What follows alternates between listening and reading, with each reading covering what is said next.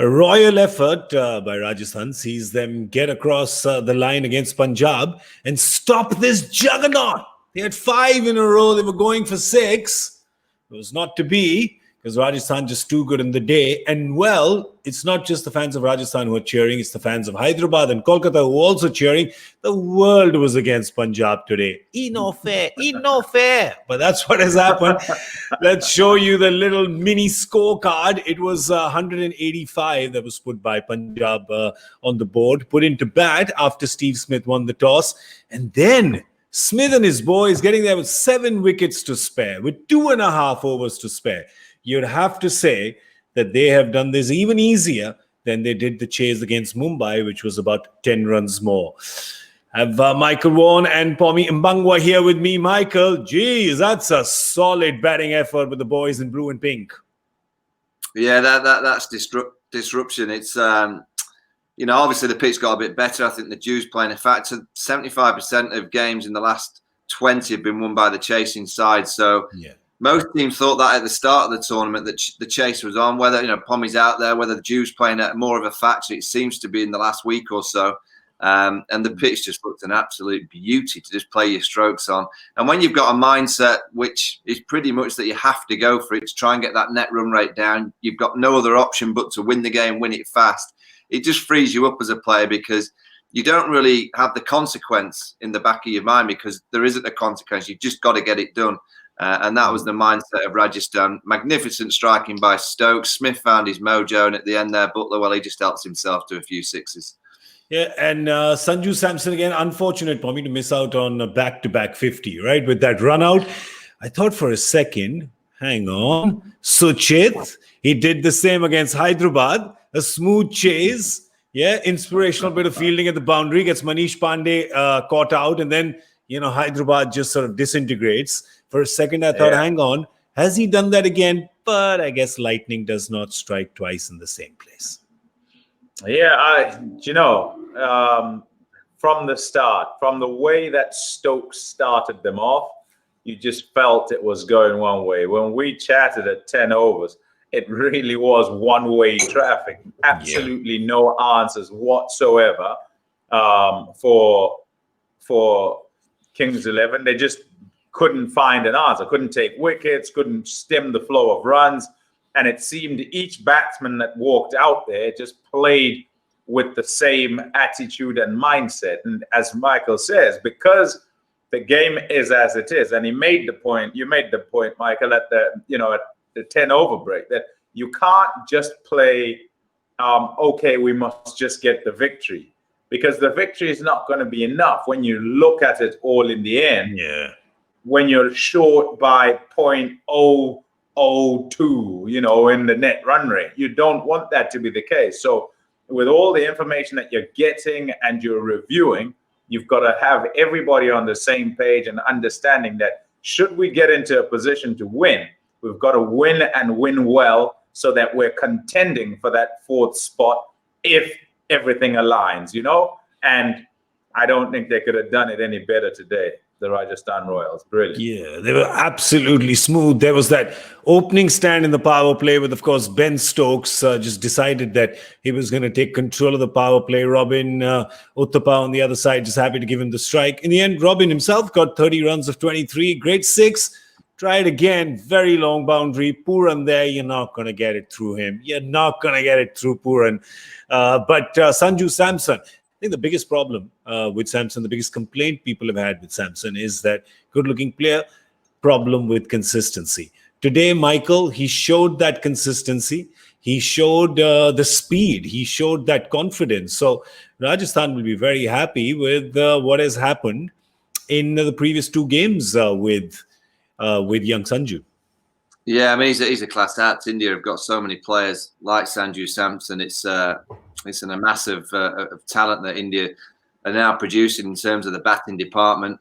Another one that doesn't bowl. I know he keeps, but you could do one of the players that could just bowl a few overs for the national team. Yeah. If you actually spoken as a captain wanting options. Yeah. As many options as possible in T20 cricket in particular. You just look at Rajasthan. If they can, win the next game and sneak through, they've kind of stumbled across their best batting lineup with Stokes now at the top. Yeah, he's working for them. He's given them a bit of depth. Butler, in my opinion, is in his rightful place. I think he's one of a few players that can play that role that he plays at number 5 or 6 when he comes in with 4 or 5, 6, 7 overs to go, and he can just pretty much strike it from ball one. There's not many players like that in the world. So that's why I'd always keep him in that middle. And you just never know if you can get into the qualification. You've stumbled across this batting lineup and they're all in form. yeah. They could be a real surprise package. The only problem for Rajasthan is the bowling. They can't just rely on Jofra Archer. They need more from the other bowlers. They need a bit more backup. And I just question, have they got a good enough bowling attack to win the tournament? I don't know if they can get to the qualification and then have to win 3 games on the bounce. I'm not too sure whether they could do that, playing the way that they are doing. Of course, Ben Stokes just at the top. I got to say one thing, though, Michael, right from the beginning, I think everybody else here on Cricbuzz Live has been saying, no, Butler's your best bet. He can destroy anyone at the top. He should be playing. You were the one who said, Pommie, were you also saying he's okay at 5? Were you also saying? No, I was saying you got to have Stokes up at the top. It's a good option. I was saying that's a good option, simply because I felt he's a good enough player to hit himself back in form. And in trying to hit himself back in form up at the top, you're giving him a bigger landing area with the fact that the field is in. And also he can adjust. He can try and work out whether, do I play normal cricket shots, and will I get there if I do it this way? And if he does, you reap the rewards, because that order then looks longer. It just does. I mean, Yes. And and it's a gamble, yes, but it's a gamble you take with Stokes particularly. What I like about the Indian Premier League, it's given England another option. As if they need another option in white ball cricket. Thank you. You've given England another option. He may be at the back of a very long queue, but he is in that queue now, solidly, right? Ben Stokes is in that queue to open the batting for you. I tell you what else. I mean, Mick, you say you're not sure. If they get through, can they do 3 games on the bounce?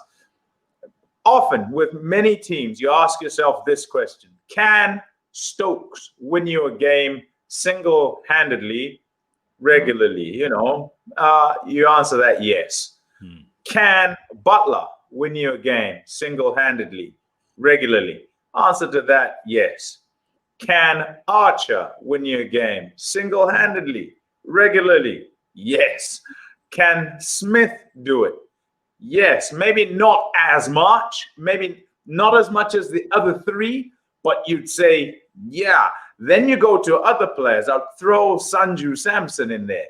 Yes. And so if they get in those playoffs and those guys can take a turn each, they can get to the end. They can, and I look at each team in that way. And there are many guys you'd say, yes, but not regularly. Yes, but he can only do it, So they are a dangerous side, the Rajasthan Royals. So, yeah, I don't think I can discount any team, but they are dangerous particularly. And if and when all these names fail, they have a Tewatia. They have a Tewatia, yeah. They've been absolutely brutal. It's actually, Michael, you make such a good point, because all their wins, actually, the big wins have come from spectacular batting performances, right? So the bowling still, you're thinking that there's Jofra there. He definitely needs help. He is just a class apart. He would be a class apart in pretty much any bowling lineup. But he's looking like a class apart here. Can't just be one guy who's lugging or doing all the heavy lifting. But anyway, today it's worked out for them, because I told you guys, you don't listen to me. See, you both kept saying runs on the board. I kept telling you they're 20 short. Turned out they were 40 short. Even another 40. Remember, they have won with 15 balls to spare. So as Pommie was saying, their net run rate has got a real booster shot now. And Zakat is still amongst the pigeons, because Rajasthan now has come to 12 points. So we spoke about this last night briefly, which was that now you've got two teams which are there at 14. You've got three teams now with a little traffic jam. Look at that, with 12 points each. And then Hyderabad, who's got a game in hand with the 12 pointers, which means that if they play their next game and win that, they can also get to 12 of 13 points, which means they've got a and go to the front logjam. of all of those. Yeah, but they go to the front of all of this because look at their net run rate. Net plus run rate. 0.396. Yes. They just go straight ahead of Punjab. So they can win a game and jump from 7 to 4. That is just, you can't have a closer tournament than that. That is insanity. That is nuts. And of course, tomorrow with Mumbai and Delhi playing, that's going to be a cracker game as well. Ah, man. You know, in a way, here's the thing. And the Punjab team has done very well, and they've had 5 in a row. Yes. And, you know, everyone's rooting for them in a certain way. Chris Gale, etc. Big names. KL Rahul, you love him. But if today they had won, that would have reduced the options quite a bit. Now, with Rajasthan winning, geez, the world is your oyster. Every team is still in. I don't know why I'm so excited. It's not like I'm going to qualify, but it just makes the last few games so much fun. We've got another graphic. I don't know what it is. What is it? Put it up. Don't worry. Put it. Oh, there it is. The qualification scenario. This is for you, Sean Pollock, for you sitting in Durban. This is scenario.com. One team guaranteed to qualify with 14 points now. So Kolkata and Rajasthan, one will finish on 14. Punjab can finish on 14. Hyderabad can finish on 14. Delhi, Bangalore, one guaranteed 16. So I just want to focus on, leave the last line aside, right?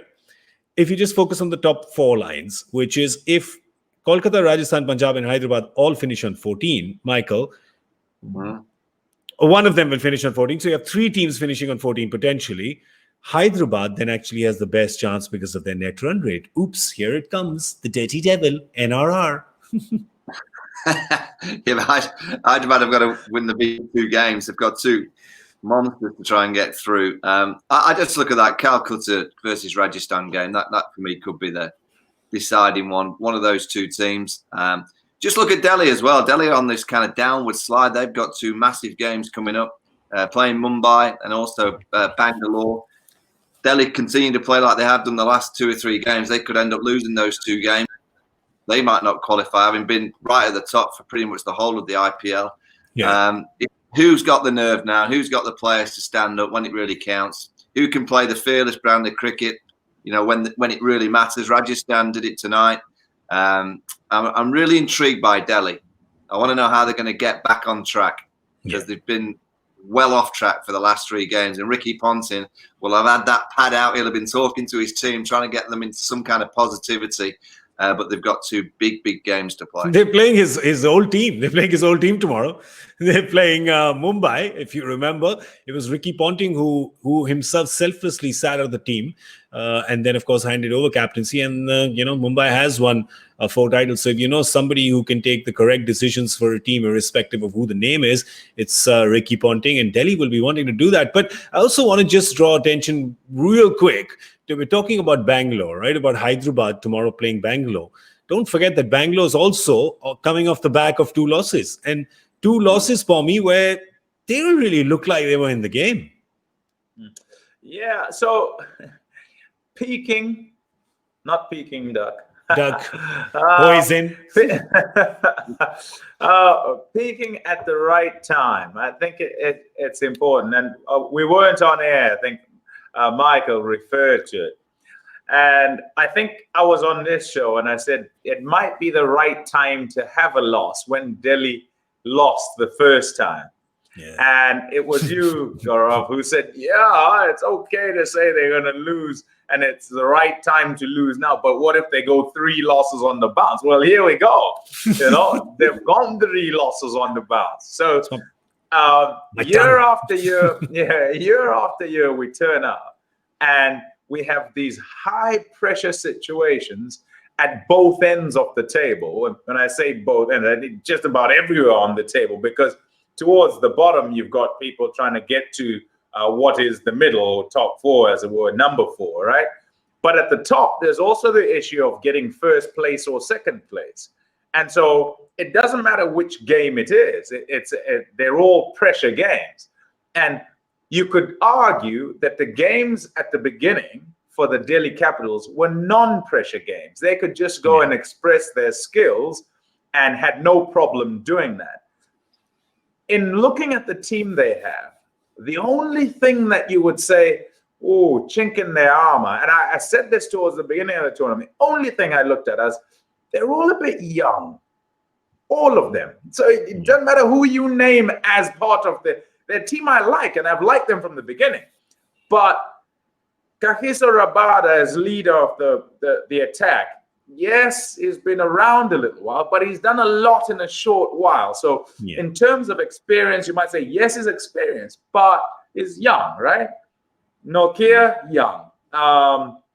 Go to the backing. So maybe you go, so Shikhar Dhawan and Ashwin perhaps are the only experience, And so in those pressure situations, can they as a side, Shreyas Iyer as a captain, can they as a side shrug off the pressure because they have the experience and can do it?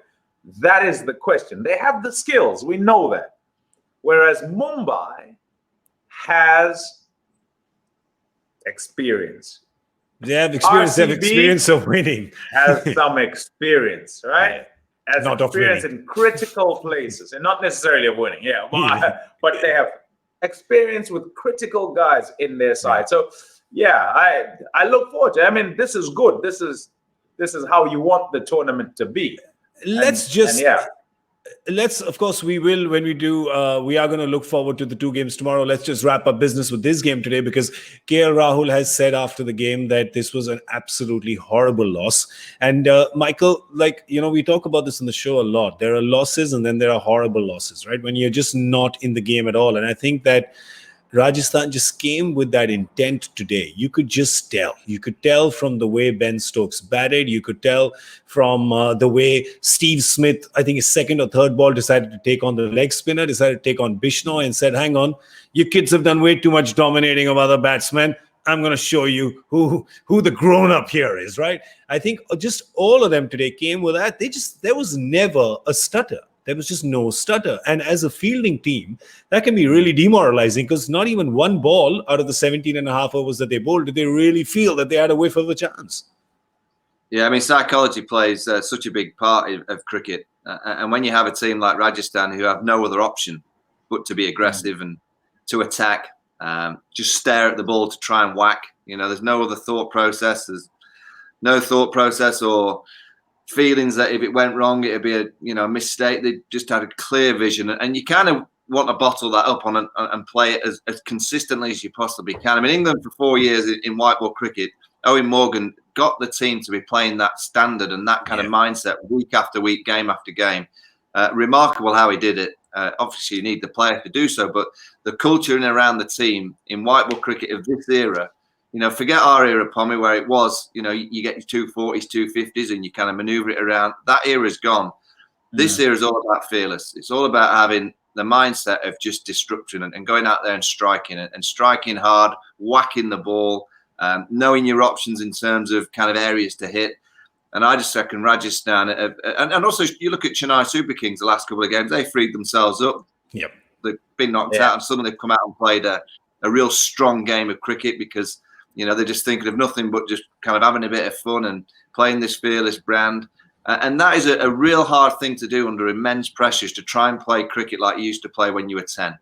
You just go out into the garden, have a bit of fun, try and whack it, playing with your mates. And that kind of mindset is the mindset that you need in T20 cricket. Very hard to bottle up and get it out there and do it consistently. But that, to me, looks like what Rajasthan did tonight, what they did against Mumbai. And that mindset is a very, very difficult mindset to play against. And of course, they've got the destructive players to do that, as Rajasthan showed today. Just if you think about it, you still had Riyan Parag and Rahul Tewatia and Jofra Archer in the hut, and all three of those can really hit a long ball as well. So, telling you, about 40 runs short today for Punjab. Let's have a look at who's on our boost stamina meter. You just doubled it. I said 40. I said 20. You said 20 before. When we started, I said it was if finishing with 2.5 is almost 40. So I was wrong about 20. They would have even got 40. By the time we finish the show, I may just make it 60. Inflation, Pommie, inflation. The inflation. Yeah. Beautiful. Let's have a look at Michael doesn't know what you're talking about. That's right. I'll tell Rishi to call you and explain it tomorrow. Michael, let's have a look at the boost stamina meter and see who's on it today. Roll the tape. Roll it. There it is. Chris Gale, no surprise. Let's just call it 100. I'm just going to call it a century. I'm just going to do it. Who's going to sue me? Is anyone going to sue me? Is there any lawsuit coming? I'm just going to call it 100. And of course, it's Chris Gale. He's not going to run too much, but he ran a few twos today, didn't he, Michael? He got a few twos in. Yeah, he wanted to keep the strike.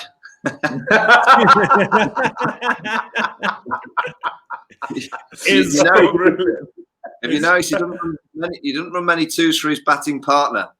That's right. You notice that. Right. So he is basically, you can get him to run as many as long as he's ending up at the strike. Right? He's ending up on the striker's side. You can make him run 2, 3, perhaps 5 even, as long as you're ending there. That is the secret, isn't it, Pommie? Boost stamina meter, yes. He did have to run, but not a whole lot. I mean, he smashed some. And I tell you what, like on that pitch, I think there must have been some difficulty. And the fact that he can hit the ball out the ground, the fact that he managed to do so when it was early, and it wasn't exactly the same pitch. As much as they were smashed out the game and so forth, the conditions do change. And Michael was asking about Jew here. It has come in. And unfortunately, it is a factor. Just how much on a given day, you're not sure. So it's the luck of the draw. So you hope that on the day that it does come out, it doesn't come out in this fashion. And we'll only find out after the fact when we speak to the guys who've been there today, just how much there was. But it looked like it was 2 different pitches. And if it wasn't 2 different pitches, then this batting performance is like out of this world from the group of Rajasthan batters, because they made it seem like the pitch was such a good one, whereas the others, bar Gale, kind of struggled to get their timing to hit the ball off this pitch. So yeah, I believe it might well be luck of the draw on how much dew you get on the day. Yes, KL Rahul did mention that there was a bit of dew when they were out bowling, but that's the thing. The Rajasthan batsmen just made it look like an early season Sharjah pitch, and that's what they just believed, and just kept striking the sixes and just got the job done pretty easy then. My 11 Circle Ultimate Team of the Day. Let's have a look at who we got. Who should you have had? Who are the ones who were the big earners? Obviously, Chris Gale, no surprise. If he's going to get 90, he's going to get a 99-run century in my book. Ben Stokes, there again, getting lots of runs up front. And then you have a lot of the usual suspects here, Puran and Rahul and Samson. Champion of the day, let's have a quick look at who it is. Manoj Singh from Uttarakhand, 383.75 points. Well done, Manoj. You're a My 11 Circle champion of the day. Well, so it's happened. Punjab's juggernaut equivalent run of 5 in a row has been stopped by Rajasthan today. And now there's just this juicy middle that the points table has, which tomorrow could become even juicier with 4 teams at 12 points. Cue evil laugh. Come on, Pommie. Love it. Gotta love it. Gotta love it. Get in there, son. All right, let's talk about the 2 games tomorrow. Jeez, you talk about a marquee game, whether it's domestic cricket or whether it's the league. It's Delhi v Mumbai. Whether you talk about cocktail parties, you talk about fashion, you talk about people. It's Delhi v Mumbai all the time. Geez, that's a big game. But Michael, clearly one team going in with an advantage and the other team going in at the back of 3 losses with many more questions than answers. Yeah, it's all the mindset. I mean, I'm just intrigued to see the Delhi mindset tomorrow. Do they go out and play, a careful game, or are they going to go for it, and really free themselves up? They have got some experience in that team. The likes of Ashwin's going to play a big role. Axar Patel bowled brilliantly. So you look at that combination, that'll have to work for Delhi. And obviously Shikhar Dhawan, they want him back to that 100 form that we saw a few games ago. And I'm just intrigued by some of those younger players in the side. Will they fear the situation and worry that they've not won and they're suddenly looking at 14 and if they lose 2, it might not be enough, the net run rate? Or are they seeing it as a great opportunity and seeing that first 2 places, which is exactly what they should be thinking? Win the next 2 games, they finish in the top 2. They only have to win a couple of games and they're the champions. That's the right mindset. The fearful mindset is, just finish in the top 4 and then we'll look after the qualifications when we get there. But they've got to have a mindset tomorrow of win, get in the top 2, make it easy to win the competition. The problems they're having, Pommie, is that even when Shikhar is fired, they're only getting 1 opener to work. So that's not good because they're not getting a stand, right? Rishabh Pant is just looking out of shape, isn't he? He's just looking out of sorts in a way that we've not really seen him. So that's 2 big points of trouble, pain points for them in their batting order.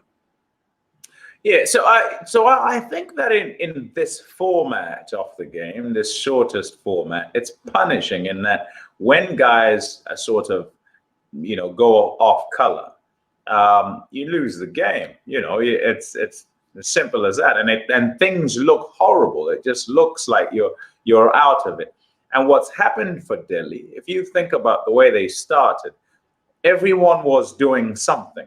Yeah. Absolutely everyone. So it didn't matter who you picked in the side, they did something in each of the games that they won. And because it's 2020 and there must be someone who doesn't have such a great game, there'd be one guy, but it'd stick with him, they're winning, and I'd go to the next game, and that guy would do okay. But then what's happened is all departments look like there's something wrong everywhere, right?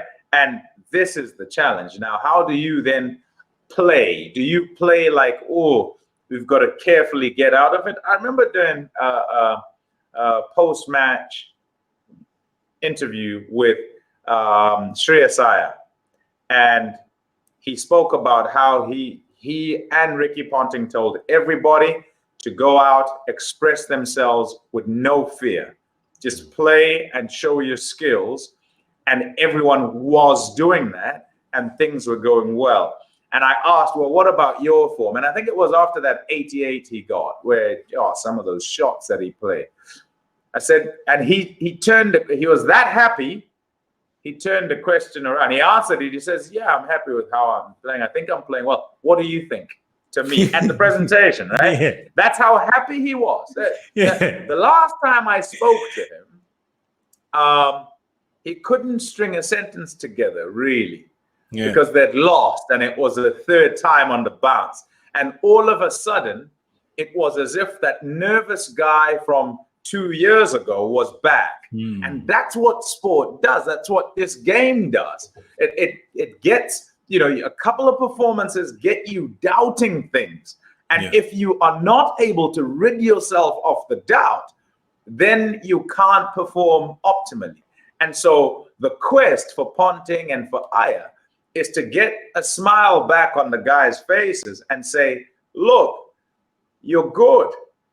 Just go out there and let's get it done. And I suppose you have to be prepared to be 50 all out because you're committed to how you're going to play the shots you'll play. Not that you shouldn't get 50 all out, but you should be committed in the same way as was the case in those first 5, 6, 7, 8 games where things were going well. There's and 7 wins. Difficulty. Yeah, there's 7 wins. Michael had 7 different man of the match winners. And none of them was Rabada. Rabada was just, I think he just got vanilla after some time. They're just like, he's going to pick up 2 wickets, sometimes 3. He's just going to get it done every game. He's going to get the purple cap at the end of the season. So, but that's what they did, right? They just kept getting. And I think if you look at their team as well, I know they've come off the back of 3 losses. I really doubt if they're going to make any changes. Anybody, maybe Tushar Deshpande makes way for Harshal Patel, right? Maybe they do that. Or maybe if there's Prithvi Shaw for Ajinkya Rahane, I don't know, if they feel he's got enough of a break and, he comes back. But otherwise, the core and the crux of the team pretty much stays the same. And Rabada will want to take revenge because he went for 54 in his last game of his 4 overs. Rabada could not have slept well after that. He'll be raring to go, right? So, fear for the Mumbai top order.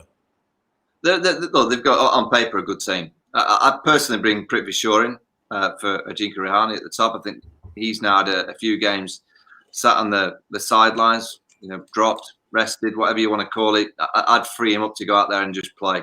Go and unleash him and say, go and express yourself. Go and try and take on those first 6 overs. The problem in their defeats they've actually been hammered. And I don't think you lose a huge amount of confidence when you lose. If you lose by 10 or you lose by 2 wickets and it's a tight game, I don't think, or you shouldn't lose a huge amount of confidence. But when you get hammered, and particularly the last 2 games, they've been destroyed. Yeah, you can lose a lot of confidence. So it's somehow the job of the captain, the management, the coaching staff to try and get that inner belief into the individuals. It's easy to talk collective, but it's about the individuals stepping up and trying to get that inner belief back into themselves. And if they can do that, like most cricket matches, sports matches, it's all about the start. If they come out and start well tomorrow, I think the previous 3 games will get lost. If they come out and have an iffy first 6 overs where it's bowling or batting, those memories from the last 2 defeats, the last 3 defeats will come flooding back into the mind. There's that little kind of gremlin that we all have in our minds that we've got to get rid of. And that negative one, he could sit on your shoulder, Pommie, he can sit anywhere. But he'll be there. And he'll be there tomorrow with Delhi, just nibbling away, trying to be negative. And they've got to somehow clear that little person out of their minds and be ultimately just thinking about the one ball at the time, being really positive, being aggressive, and playing a fearless brand of cricket. And you know what? You've just got to go out with that mindset and see where it takes you. But the thing is, if there's any with it, but you can also lose with that kind of mindset. But you have to have it. You can't not have that mindset. And if there is a team that can really sort of make that gremlin bigger in the opposition's head and just feed that gremlin in the fear, it's Mumbai, right? If there's anyone who knows psychological warfare, physical warfare, if there's any team, they've got a Q ahead of their name, right? So Delhi will be hoping that, I don't know, maybe they just, get complacent for 10 minutes and then we can just try and dominate them. But that's not the kind of team Mumbai is, Pommie. No, it's not. And Mumbai sit there and they say, well, what can we do here? What we can do is ensure that our competition for first place is done, right? So let's get it done. And just generally, nobody wants to get into the playoffs of losing games. You don't want to have that problem. Nobody goes into any game wanting to lose. And so, it's a big game for Delhi. I mean, Mumbai have got a top side. And when they did change it around, I mean, of course, some of their changes have been enforced and because of only 13 players. Yeah, because of pressure, right? Because of the pressure of injury, essentially, right? Like, this guy's injured, can't play, got to play another guy. Their replacements have been decent. I know they've gone from Coulter-Nile back to Pattinson. I reckon Pattinson was taken out of his groove, so to speak, because he was going well, and they decided they're going to change. But with the skipper, it'd be interesting if we'll see the skipper back. It'd be interesting if we'll see Rohit Sharma back. I don't think tomorrow. They are talking about him being back on the 3rd for the final league game, but not tomorrow. Definitely not tomorrow. I think that's pretty much just confirmed that he won't be there tomorrow. So, Pollard's done well, though. I mean, you'd have a look at that and you're going, you've liked his leadership. You've liked the things that he's done, backed his players' arm around the shoulder in terms of strategy. That's a really solid leadership unit. But what's happened, Michael, with Mumbai that you see this year is they've played, you somehow look at them and it just feels calm. It doesn't feel chaotic. It doesn't feel frantic. It doesn't feel tear away. It just feels solid, I think is the word. Yeah, well, it's not been broken. So, why muck around? Why be funky? Why change too much? The team that know how to win this event, every single player knows their roles inside the side. I think what Kieran Pollard has delivered is Rohit Sharma's captaincy. Pretty much the same kind of manoeuvres, same fields, the same bowling changes. It's very easy as a captain to come in and try and do it your own way. But why do it your own way when the way that Rohit was doing it was working? So I think that's real clever leadership on behalf of Kieran Pollard, is to just go out and deliver what's been delivered before. Don't be so egotistical and try and do things your own way at time. I mean, obviously you have to be your own person in the style of management that you bring to the players, but in terms of the tactical side of the game, you know, I don't think Kieran Pollard's done anything different to what Rohit Sharma's done, and why would he? Because it's been working. True. And 13 players, as we mentioned, it was Saurabh Tiwari who started, got injured. Ishan Kishan came in, and then Rohit Sharma got injured, and now Saurabh Tiwari's come back in. So they don't want to use too many. They take a lot with them, but you don't have to use all of them. They have a huge support cast. They have a huge squad, but they're just getting the job done. And I think that is the efficiency they have in their thought process. It's just not cluttered at all. But that's the first game. Let's have a look at the second game, because this is also as spicy meatball. It's Bangalore playing Hyderabad. Bangalore of 2 losses now, and Hyderabad of that beating, hiding, spanking that they gave to Delhi. What was it, 215? 215 they scored, right? 215. Jeez, they're coming on the back of that, 219. And they're saying, well, you know what? We can do this against Bangalore as well. More of same, please, for the Orange Army. Yeah, it's another case of backs against the wall. Absolutely no option but to win in their previous game. And in this one that comes up.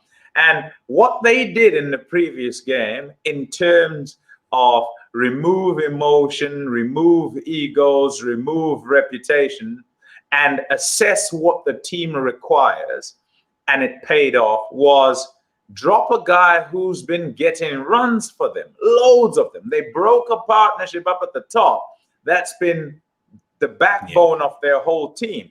But that's because they came off a game where they failed to chase 126 runs. And the reason they failed to chase 126 runs is the same reason season after season after season why we would say, oh, get Warner and Bairstow, or Warner or Bairstow out, and then you've got Sunrisers Hyderabad in check. And it had been demonstrated in this season, that if you have Williamson in the middle, then some way, somehow, that order looks more balanced, and there's just somebody else to guide the chase, to guide the innings, and they just play better. They do. So you have to make your choice. And if you're Johnny, unfortunately, you're not the captain, so you're not going to stay in the team. The captain's going to stay, and Warner's just a bit good. He's just season after season. Yeah, he's season after season. The bloke gets so many runs. At 40 so, centuries. I think it was it was a top change that to have Williamson in the middle. I think they need Williamson in that side, and whenever they can fit him in, they should fit him in. But now we have a problem for Hyderabad tomorrow, which is Saha, off the back of that brilliant knock, is injured. It's got a groin strain. So what do you do when you look at that squad? They do have a replacement. They have Shrivats Goswami, who's also a wicket keeper, who's also a dasher, plays on top. Either they just do a man-for-man replacement. They're like, listen, we had an Indian keeper opening batsman. We replaced with an Indian keeper opening batsman, and our balance is not affected. Because if they try to get Bairstow back in now, Michael, the balance goes for a toss again, because then you have to leave another foreign player out, which obviously then becomes either Jason Holder or Kane Williamson. And then again, it's just becoming a house of cards. No, I think they'll have to go light for light, because you know what, having Williamson and also Jason Holder, I mean, he hasn't had that much opportunity with the bat. His bowling's very good, very clever, smart. You know, but him at number 6 and 7 gives them a little bit of a backbone for striking power. Kane Williamson is the glue to that team. It allows the top 2 to go out there and fire.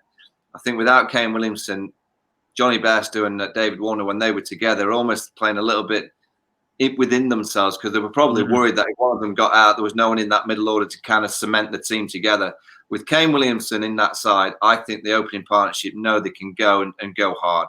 And if they get out, they're so trustworthy of Kane just coming in and playing, whatever the situation is. I'm afraid Johnny will miss out. I don't see any other option but for the Sunrise to go with exactly what worked in the last game. Warner came out and played great. He's got to do that again. They looked at, I mean, with Rashid Khan and the way that he bowled 3 for 7, you know, with Rashid Khan in the side and Jason Holder and, some good senior pros there. If they sneak through to the qualifications, they are a team that if they, bat first, I know it's been a chasing kind of week, but if they can bat first, get decent scores and throw the ball to Rashid Khan, they're still a major side in this competition. Yeah, and they know how to do it. They have the last 4 editions of the tournament, they have qualified. For Bangalore, though, we have, I guess the only question is, would you get Aaron Finch back in? But Pommie, this is a mind game. Virat's going to be squaring up against him in 3 weeks. He's like, sit on the bench. Come on. I was a bit surprised that they didn't keep with him. And the reason I say that is because the fact that they kept him this long suggests that there's something they're seeing, or they feel that he might just turn the corner. Once they've dropped him, I don't think you're going to drop him for one game and bring him back for another. Especially when Felipe did well. Yeah. If you do, then you're kind of exposing the jumbled nature of your thinking, because what's the point then? What were you doing exactly, So I don't see him coming back. I think they'll settle on Felipe up at the top, and hope that they'll get a lot more from the skipper, from himself, and De Villiers. Big game. You expect the 2 guys who are the main guys in that side to be. Dale Steyn? Does Dale Steyn still play? I don't know that he does, to be honest. I don't think so. I think they'll drop him. I think he'll be out the side again.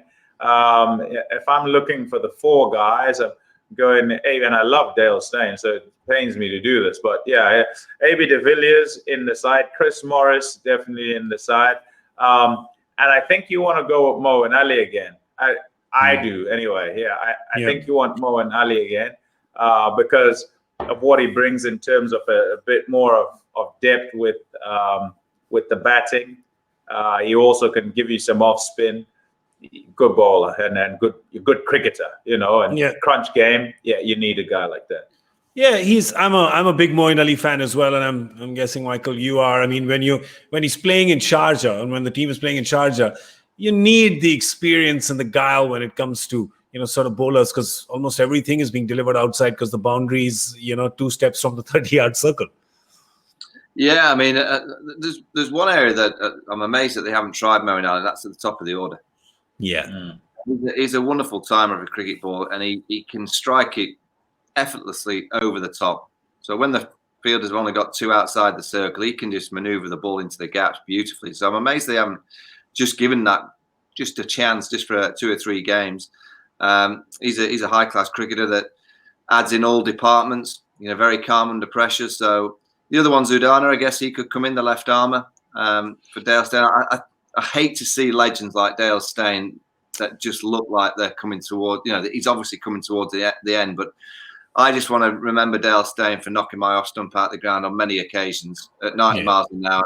Just the kind of angling, swinging away, knocking the off pole out. I picked my off stump up probably 3 or 4 times in my career, and that's what I want to remember Dale Steyn for. I don't want to remember him bowling wide Yorkers, and not the pace. Fair enough. Bowling. Fair enough. I just. He's a great bowler and one of the greats of the game. And, I just don't like seeing him bowling the way that he has done over the last few games. You and me both is what everybody who's listening to you is saying, Michael. You and me both. Big shout. And I'll tell you this, I reckon that is how we'll remember him, because I think we wipe away, like I wipe away what I see, like in these 2020 games. You watch him run up and bowl, and I think, oh dear, no, no. And he bowled to the cock the other day, which was kind of poignant actually in the way that it happened. He ran up, bolted the cock, and he was after him, and by after him is like, I can take this guy down. And it just shows that the hill is kind of up there behind him, Yeah, he's got a headband. I've got a headband on. I don't like the headband. Yeah, and the long hair. Do you like the long hair? I don't want to see Dale Steyn finish with a headband. That is such a strange complaint. It's It's passion, Michael. It's passion. Something else came for me. This is Michael getting cranky at GNT o'clock. He's like, it's just. It certainly is. 20 past 6. Yeah, it is. It just is. I can tell. Baby needs the bottle. Baby needs his bottle. Well, right now, what I need the happiness and the joy that getting my first joy factor question correct. Now, Pommie is my witness. I think Michael is as well, because I texted the answer to the two of you. I have no idea. Joy's not told us yet. Holding it close like it's some sort of invisibility formula. I don't know why he's not telling us. Waiting on tenterhooks. That's right. So let's just get the question in before we fall off the tenterhooks. Let's go. Here's the question. Which international cricketer got his nickname because a fan approached him early on in his career and asked him for an autograph, addressing him by a totally different name? And Pommie, what was the answer I gave you? Adam Gilchurch. He called Eric him Eric Gilchurch, Gilchurch, and then his teammates start calling him Churchy because of that. Church, it's called Church. You see it from Gilchrist to Gilchurch. Hilarious. I love it. Go on right. What do you know? Happy birthday, Joy. Thank you so much. I do my happy dance. Happy dance. Well done. Well done. Michael, you must have known this. You must have called him Churchy. Did you ever call him Churchy? Oh yeah, it's Warney actually. Shane Warne calls it him all the time. Yeah. I generally call him Gilly. Yeah. Most people do. And I found that out last winter working in Australia when he kept. I said, "Why did you call him?" He told me the story. Yeah. But when the question came up, it still took me about until you put it on the WhatsApp group to remember. I was like, oh, I should have done that. There's just too much cricket happening. There's too many games you're around. It just the memory does get a little foggy sometimes. It happens. I sometimes forget whether I'm doing an English show or a Hindi show. When I wake up in the morning, I have no idea what's going on anymore. Well, that's all we have time for. I do remember that this is Pommie's last day. Oh, look at me. I've forgotten that we haven't announced the winner. I've got so excited. I think that I've won it myself. You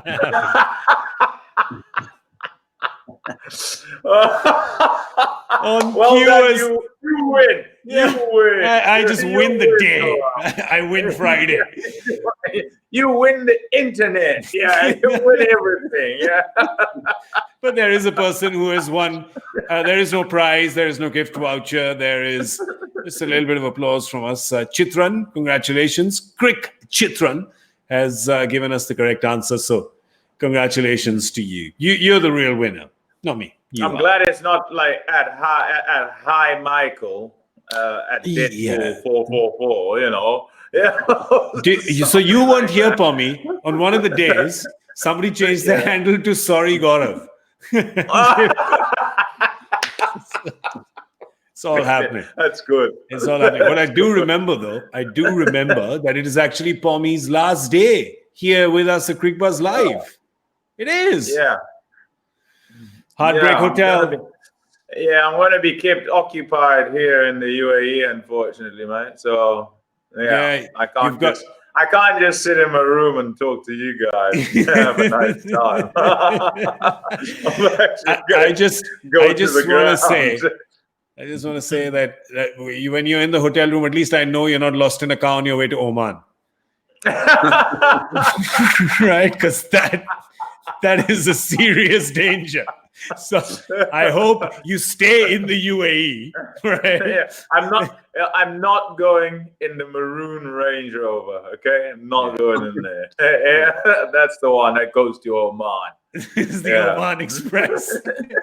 Pommie, it's been a pleasure having you on Cricbuzz Live. So thank you so much for having been here and chatting with us.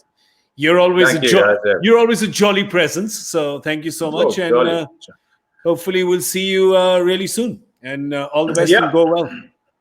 Yeah, thanks. It's been fun as always. And a big thank you to Michael Vaughan. We're gonna let him go. I feel the ice is melting. Yeah. My steak, pudding, chips, and mushy peas have just been delivered. I can just see outside; they've just been delivered. Ooh, lovely. There Won't you keep go, there you you. go. Won't keep you from Lovely. some mushy peas then. Mushy.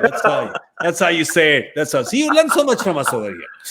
All right. Well, for all of you at home, we're going to see you tomorrow at 3 p.m. Indian Standard Time in English and in Hindi. And of course, there are 2 games to be played tomorrow and then 2 again on Sunday. This is a weird year because the league ends with single games on Monday and Tuesday, and that's not happened. So that's why this is not the final weekend, but we've got 6 games yet to go, and all positions, pretty much 1, 2, 3, 4 still up for grabs. It's going to be a fantastic end. So we have time for. I'm Gaurav Kapur saying good night. Thank you for watching My 11th Circle presents Cricbuzz Live.